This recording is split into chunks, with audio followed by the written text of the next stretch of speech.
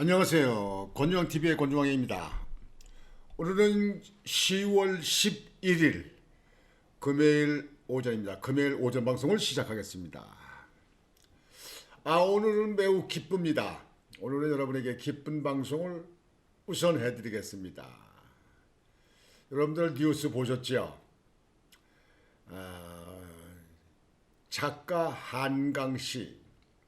한강씨가 전에는 부커상을 받았는데 이번에 노벨 문학상을 받게 됐습니다.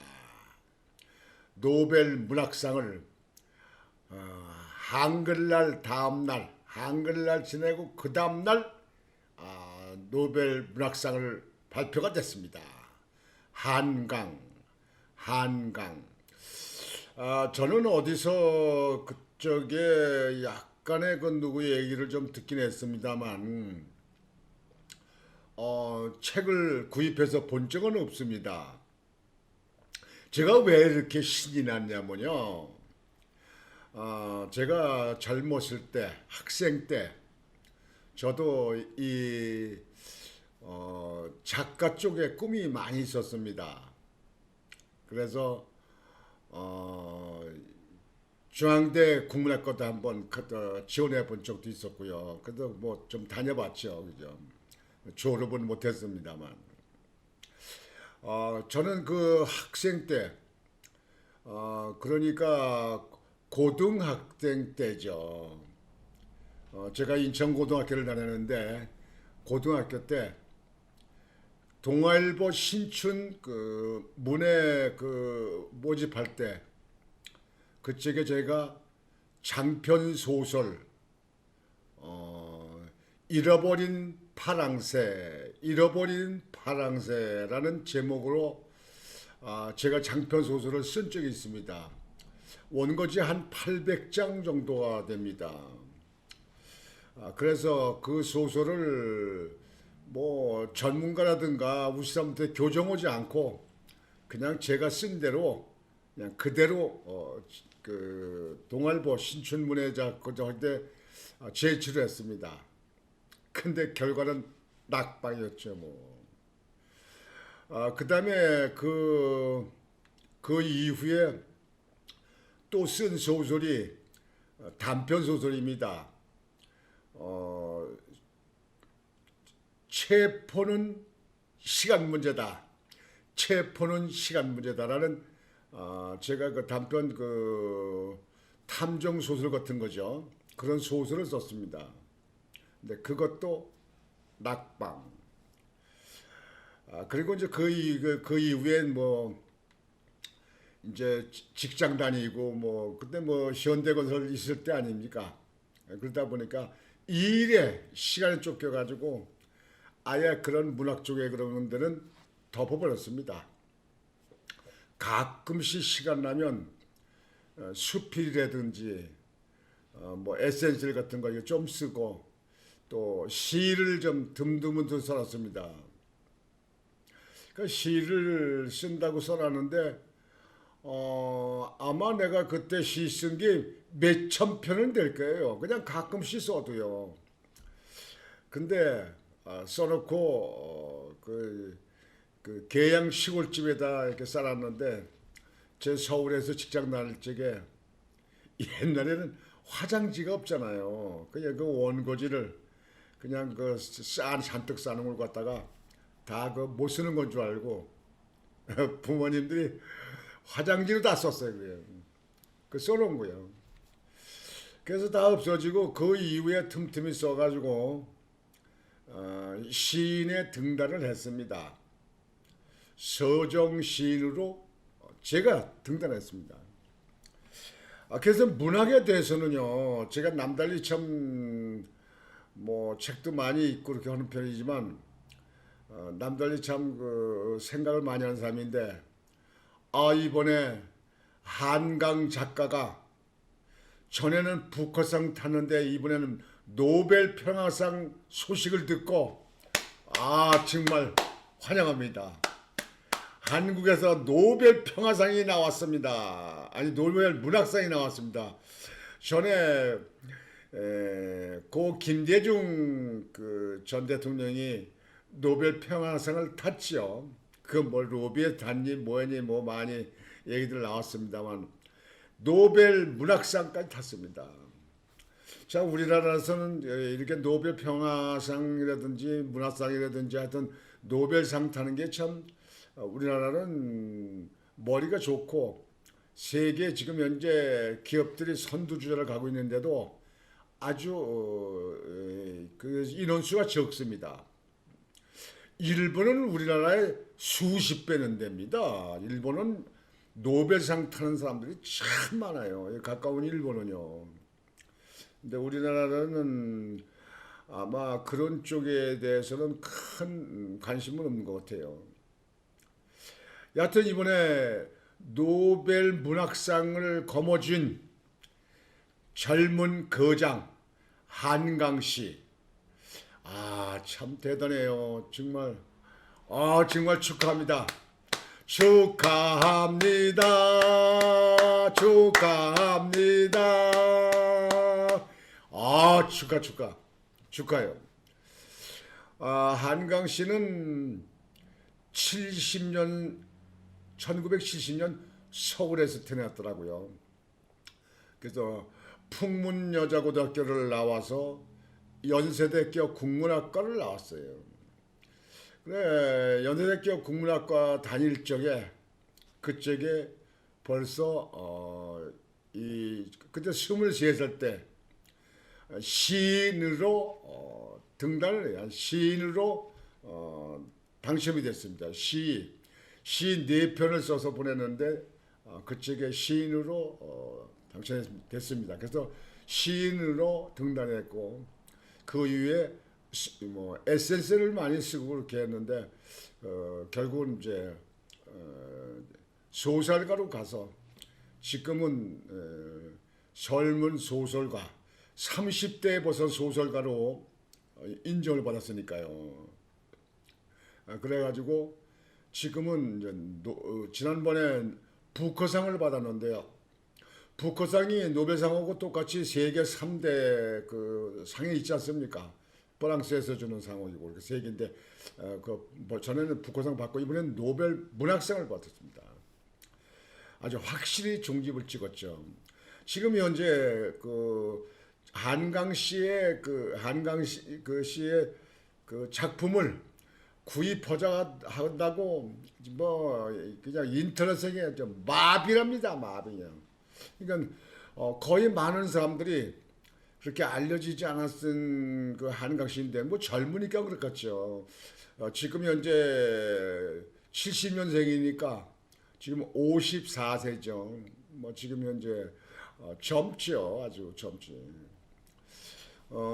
그래서 이번에 이 한강 씨를 말미암아서 우리나라 젊은 사람들이 문학을 이제 많이 그 심취할 사람들이 많이 나오지 않을까 이렇게 생각합니다.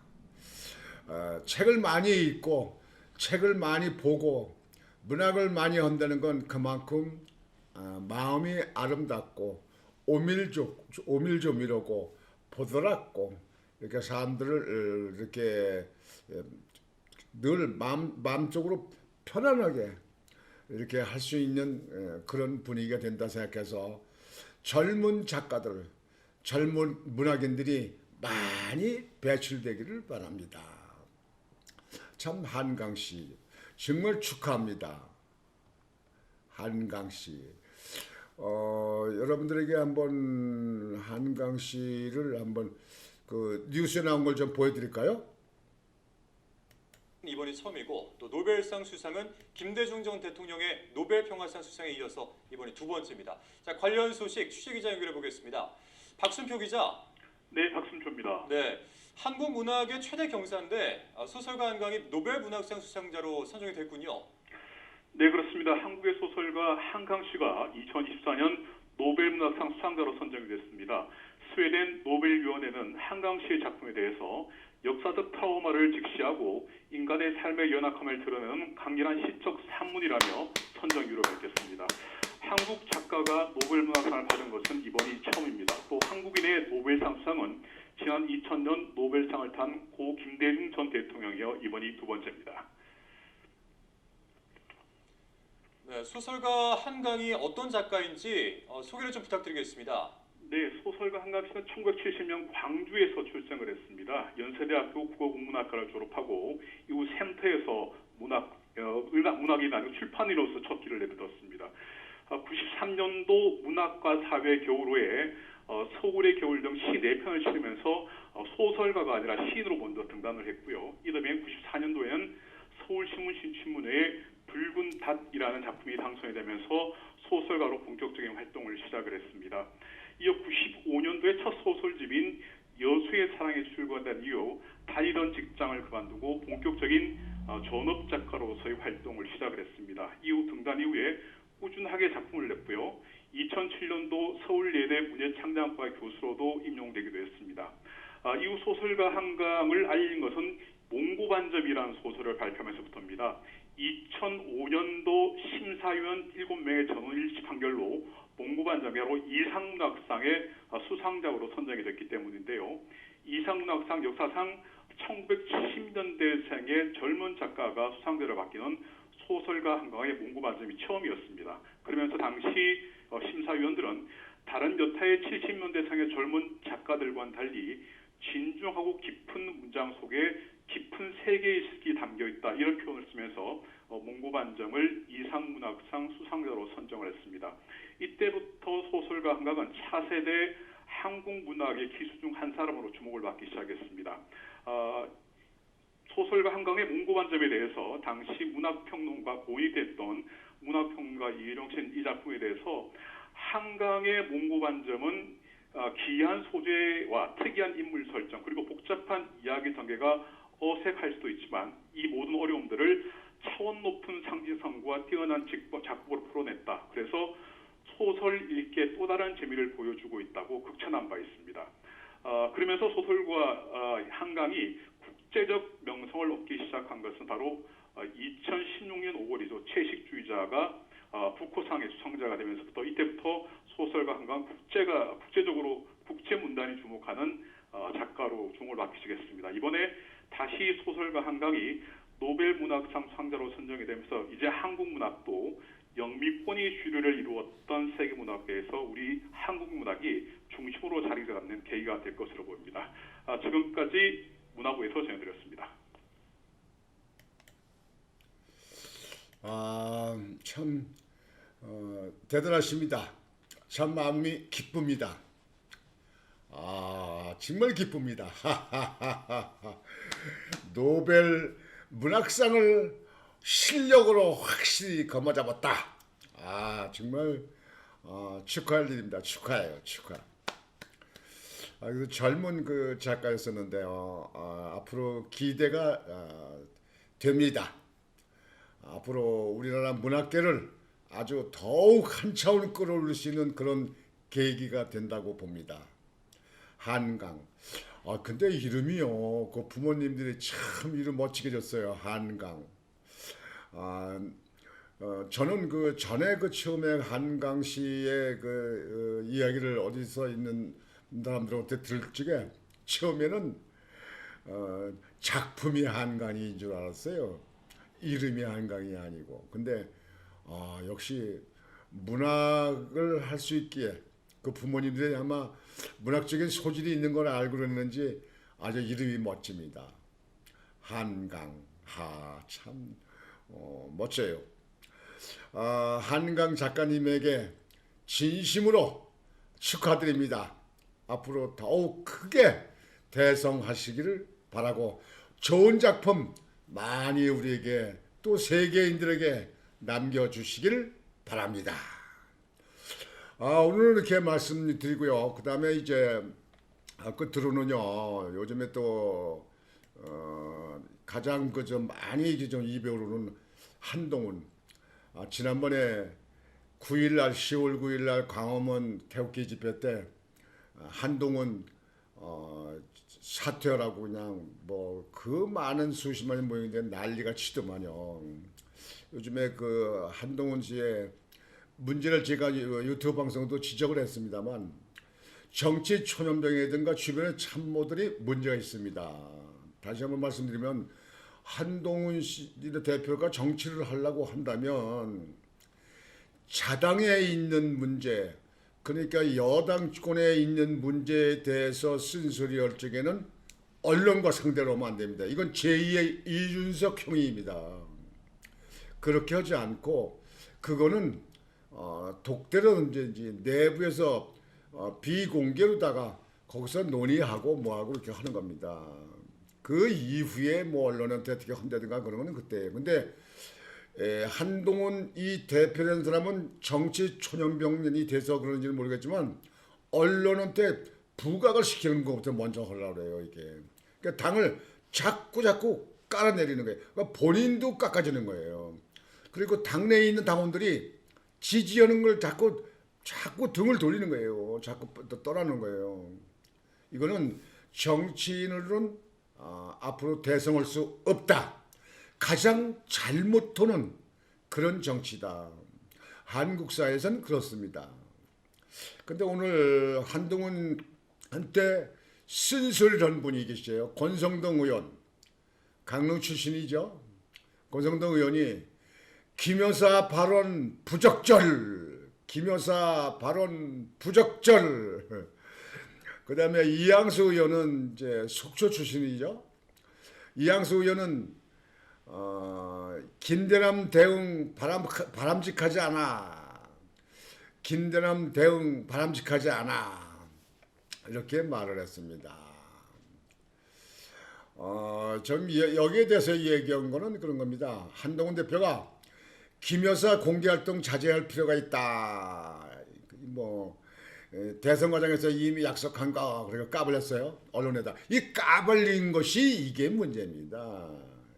이건 야당들이 막 그런 틈을 내고 그런 거가 있으면 하려고 그러는데요. 그쪽에 아주 증거가 되잖아요. 야당에서 걸치게. 그러면 이 중도에 있는 그 유권자들이 아주 그걸 갖다 기정사실하는 거예요. 그래서 한동훈 대표는 정치인으로 큰 제목을 못 큽니다. 그건 내부에서 할 수 있는 거예요. 내부. 저도 정치계에 50년 동안 저도 그쪽에 종사하고 있었다니까요. 그래서 이 문제가 있다 이렇게 생각을 하는데, 그래서 어저께 방송에 들었듯이 대구에서는 그 한동훈 대표가 잘못하고 있다. 74.9%. 거의 75%예요. 74점. 야, 뭐 대구에서 그럴 정도면 보수가 거의 다 등을 돌렸다. 그럼 나머지 한동훈 대표 지지하는 세력은 20-30%밖에 되지 않는다. 20-30%도 안 되죠. 여하튼지 권성동 의원은 여론 있는 것 사실이라도 공개적인 자리에서 얘기해야 한다. 바로 제 생각하고 똑같은 겁니다. 권성동 의원, 여론이 그게 사실이라도 공개적인 자리에서 해야 되나? 이거는 여당의 대표라는 사람이기 때문에 더 문제가 되는 거예요. 여당의 대표는 여당에 대해서 얘기는 내가 그랬잖아요. 비공개, 독대라든가 다 서로 만나서 얘기를 풀어놓고 그 다음에 가서 뭐 깨든지 말든지 그 다음에 가서 연락을 하는 것은 생각을 해서 할 건데 말이죠. 이거는 언론 있는 자리에서 초반에 얘기를 해버려요. 그래서 한동훈 대표는 큰 정치는 안 됩니다. 대통령 후보를 갈지 몰라도 대통령 될 사람도 절대 아닙니다. 대통령 후보가 됐다 하더라도 여당의 보수에 있는 사람들이 위태롭고 염려가 돼서 지지를 못해요. 그러니까 투표 안 가는 거지 뭐. 그러면 뭐 투표 안 가면 뭐 지금 현재 거의 50%가 되는데요. 야당의 그 지지자들이 야당 지지하는 게 50% 되는데 그러면 이기겠습니까? 여당 다 그다음에 중도에 있는 사람 딸딸 뭉쳐 간신히 이기는 거 아니에요? 여기. 게임도 안 돼요. 그다음에 그 이양수 의원, 김 전 행정관 의혹 관련한 한 대표 확대 재생산 바람직하지 않아. 이거 좋은 표현으로 온 거예요. 바람직하지 않아. 그러니까 한 대표가 이렇게 나오니까 이분들도 또 언론하고 그렇게 얘기하잖아요. 이게 한 대표가 내부적으로 얘기했다면 이 사람들이 이 자당에 있는 의원들이 언론과 이렇게 얘기하지 않잖아요. 그냥 결국은 잘못하면 되려주고 말로 받는 거예요. 자기만 더 손해라 이거예요. 참모가 없어 참모가. 지금 현재 권성도 의원 김여사 자제 발언에 대해 윤석열 대통령하고 만났을 때 독대 과정에서 자연스럽게 얘기했으면 좋았을 것이라고 본다고 입장을 밝혔다. 제 생각에 이거 똑같은 얘기입니다. 아주 권성동 의원하고 똑같은 생각이에요. 이거는 잘못했습니다. 더 잃는 게 많습니다. 여당에 일어나는 문제를 야당한테 빌미를 줍니다. 전 국민한테 확산합니다. 그러니 국민의힘에 있는 여론조사가 올라가겠습니까? 아니 윤석열 대통령의 지지 여론조사가 올라가겠습니까? 국민에 있는 당대표를 비롯한 국민에 있는 의원들이 지금 현재 이 당을 끌고 나가는데 아주 부족해요. 뜯어고칠 게 많고 못 고치면 사람을 바꿀 사람들이 많이 있는 거예요. 아주 이거 잘못됐습니다.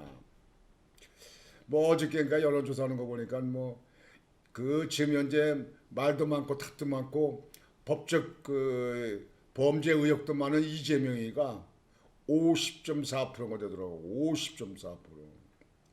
한동훈이는 32%가 되더라고요. 20% 정도 차이가 나더라고요. 20% 정도. 지금 그 범죄 의혹이 많고 검찰에 댕기고 재판 댕기고 뭐고 구형받고 그러는 이재명이가 지금 아무리 날고 기군다 해도 지금 현재 한동훈이가 이재명이하고 20% 정도 떨어지더라고요.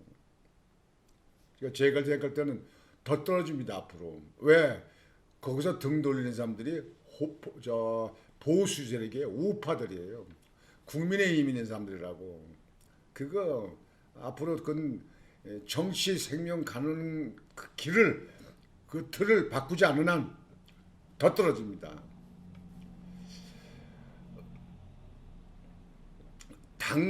권성동 의원은 당정이 분열되면 정권 재창출이 안 된다. 당연하죠.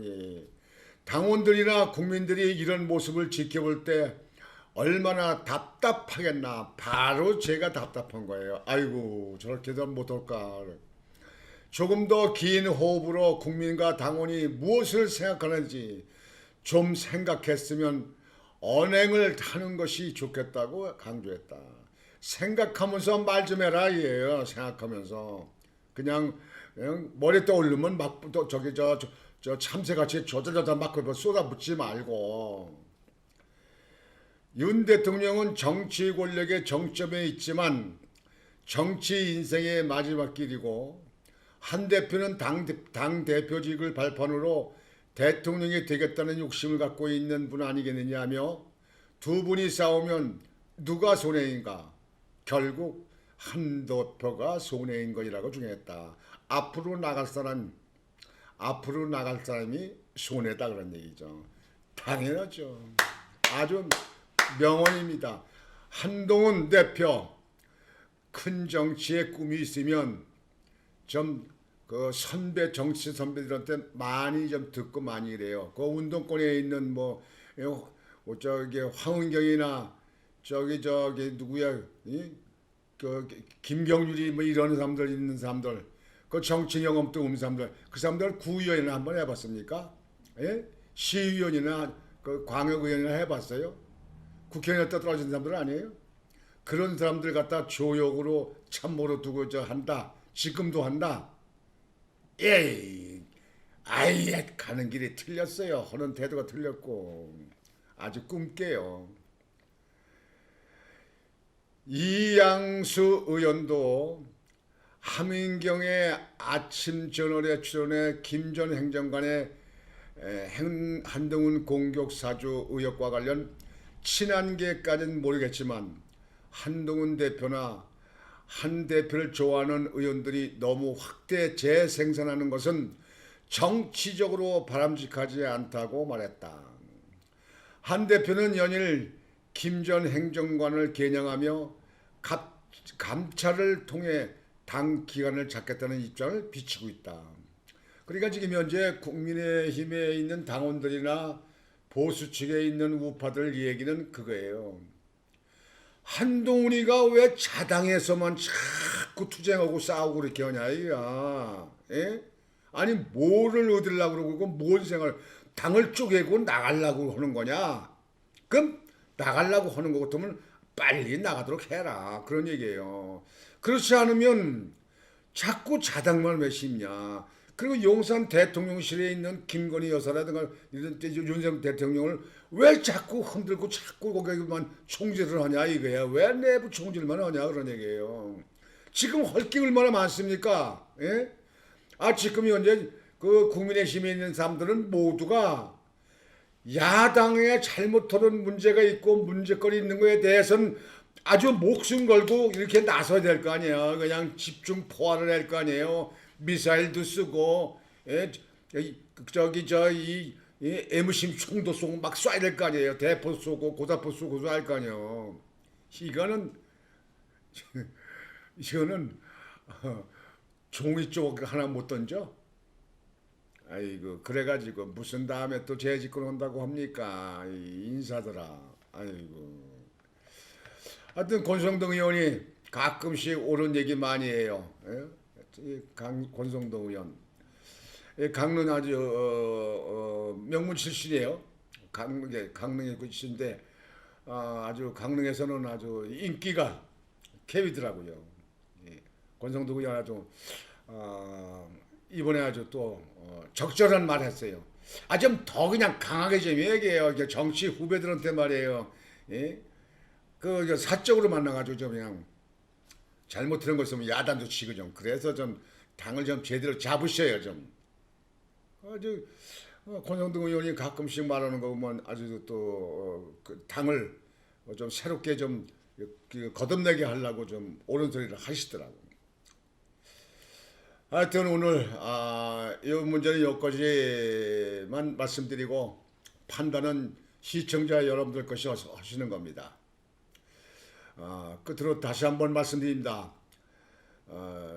문학상 노벨 문학상을 받게 된 우리 한강 작가를 우리 국민 모두와 함께 우리 시청자 모두와 함께 축하를 보냅니다. 축하합니다. 한강